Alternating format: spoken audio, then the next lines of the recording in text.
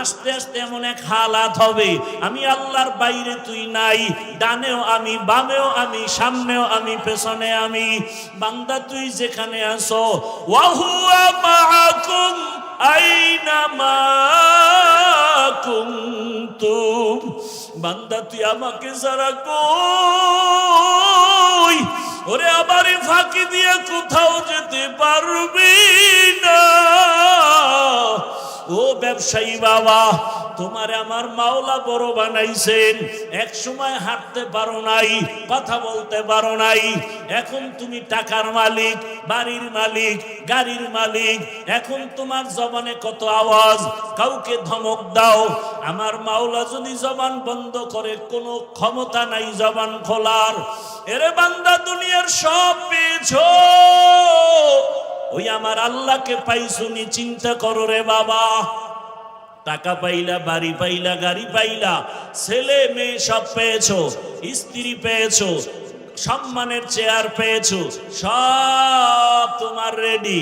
কিন্তু যেদিন চক্ষুটা বন্ধ হয়ে যাবে, আজরাইল যেদিন তোমাকে বাড়ির দরজায় এসে আঘাত আওয়াজ দিয়া রুহুটা নিয়ে যাবে, এখন তোমার ব্যবসা আপন ছিল নাই, বাড়ি আপন নাই, সবাই বলবে ঘর থেকে লাশটা নামাও, সাদা কাপনের প্যাকেট বানায়া দাও, গরম পানি দিয়া গোসল করাও, বাঁশবাগানে নিয়ে যাও। এখন আর ঘরে রাখা যাবে না, পাহারা দেওয়া যাবে না।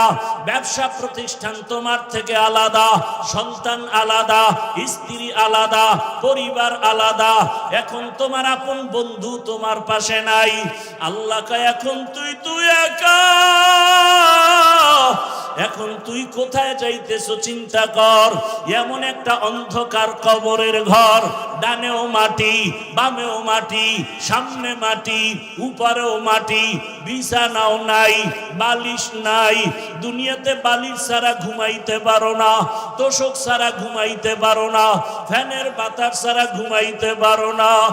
ওই কবরে যদি গুনাহগার হইয়া যাও,